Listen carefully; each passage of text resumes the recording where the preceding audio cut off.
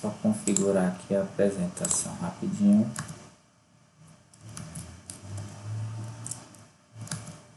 E prontinho. Vamos lá. Olá pessoal, eu sou o famoso filósofo matemático Pitágoras, né? Vamos estudar juntos nesta aula as relações métricas do triângulo retângulo. São estas relações que nos levam ao mais famoso teorema da história da matemática, o incrível teorema de Pitágoras, que claro leva meu nome porque fui eu quem o descobriu. Mas antes dê uma olhadinha na história de como tudo isso começou. E aí é o seguinte, né? Ele aqui ainda continua falando, né? Chegou a hora de estudar todas as relações métricas das quais falamos. Vocês vão ver que todas estas estão interligadas e que com elas conseguimos encontrar todas as medidas de qualquer segmento em um triângulo retângulo. Boa viagem e bom estudo. Certo? Teorema de Pitágoras. Chegou a hora dele, o meu teorema. Vamos começar com a definição e em seguida demonstraremos o mais famoso teorema da história. E aí vamos à atenção, né? Aqui, os lados de um triângulo retângulo recebem nomes especiais, e são eles. Mas antes de dizer sobre os lados do triângulo e seu nome, precisamos saber o que é um triângulo retângulo. E um triângulo retângulo é um triângulo que tem um vértice com 90 graus. O que é vértice? Vértice é o ponto em que duas semirretas se encontram. Então, nós temos em um triângulo três vértices representados pelas letras maiúsculas. São pontos em que as semirretas se encontram, certo? Tranquilo? E um deles, para que o triângulo seja classificado retângulo, um deles tem que ser um triângulo reto, ou seja, um triângulo de 90 graus. E aí vamos lá à questão dos lados.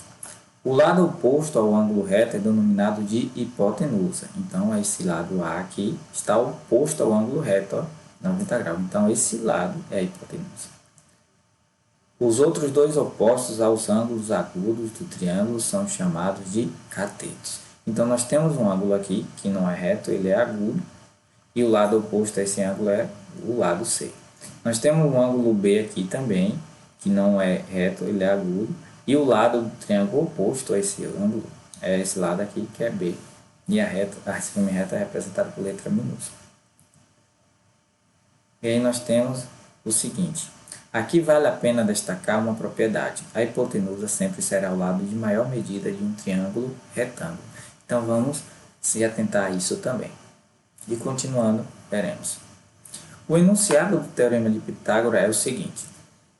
O quadrado da medida da hipotenusa é igual à soma dos quadrados da medida dos catetos. Então, para ficar mais claro isso, é o seguinte.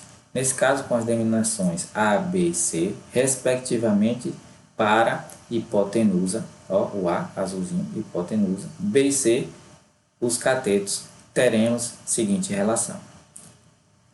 A hipotenusa, então nós temos o quadrado da hipotenusa, né, da medida da hipotenusa, A ao quadrado, será igual à soma dos catetos. Então, nós temos aqui o cateto B, então B ao quadrado, mais cateto C, aí C ao quadrado. Essa é a fórmula do teorema de Pitágoras, que essa igualdade é verdadeira. Diante disso, vamos ver aí as relações, como se dá. Para verificar essa relação, ó, observe os seguintes triângulos retângulos. O seguinte aqui. E aí nós temos X, A, e aí nós temos um triângulo com os três lados e a medida apenas de 2. Quanto deve medir X? Então, como é que a gente pode calcular isso? É bem simples, basta lançar os valores na expressão do teorema, ou seja, nós temos a expressão que é a hipotenusa ao quadrado será igual à soma dos quadrados do cateto. A gente precisa então identificar quem é a hipotenusa nesse caso, certo? Então temos letras diferentes do que está expresso aqui. Mesmo que fossem iguais, deveríamos interpretar. E a chave está em primeiro identificar a hipotenusa, que é muito simples. A hipotenusa é o lado oposto ao ângulo reto. Nós temos um ângulo reto aqui. Então, quem é a hipotenusa? O lado oposto é x. Vamos colocar aqui x ao quadrado é igual ao quadrado dos catetos. Nós temos cateto A, cateto B. Tranquilo? Então, essa forma aqui que a gente tem como base, mas iremos utilizar essa por conta das letras que foi dada aos lados. E aí vamos substituir. X nós não temos o valor, conservamos. O valor de A nós temos é 6 e o valor de B é 8. Pronto, vamos resolver essas operações.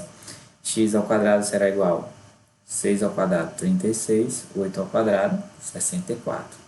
Então, x ao quadrado será 36 mais 64, 100. E é o seguinte, x ao quadrado é igual a 100, então x será igual a raiz de 100. Né? O potência 2 aqui passa como raiz, por outro lado da igualdade. Então, x será igual a raiz de 100, 10. Esse é o valor de x. X é 10. Então, observe um detalhe. É o lado maior. E 10 é maior que 8, que é maior que 6. Certo? Vamos ver outra situação. E aí, nesse caso, né? E agora, quanto deve medir o cateto y? Vamos lá? É tão simples quanto o anterior, lançando também os valores na expressão do teorema. Ou seja, nós temos a expressão que é dada da seguinte maneira. A ao quadrado é igual a b ao quadrado mais c ao quadrado.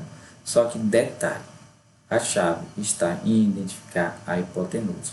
Quem é a hipotenusa nesse caso? Como é que identificamos qual desses lados? Vamos ter que saber onde está o ângulo reto. Isso é simples. Aqui está o ângulo reto.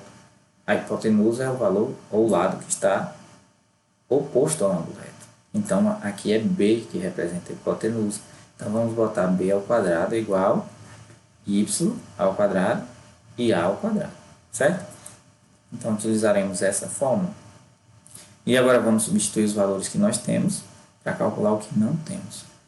B, nós temos B? Sim, nós temos 15. Então, 15 ao quadrado. Y, não temos.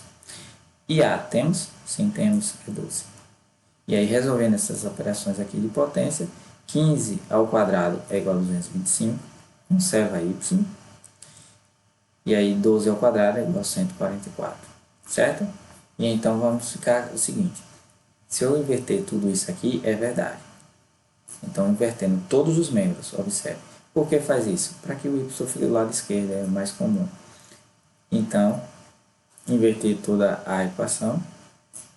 Agora eu posso fazer o seguinte. Vou isolar y e o 144 passa para o outro lado. Vai ficar assim.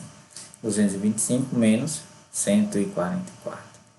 Y ao quadrado será igual, resolvendo essa subtração, 81. Se y ao quadrado é igual a 81, então y será igual a raiz de 81.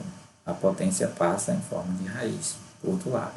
E a raiz quadrada de 81 é 9. E aí nós vemos que o valor de y aqui é 9. E aquela propriedade da hipotenusa foi conservada? Sim.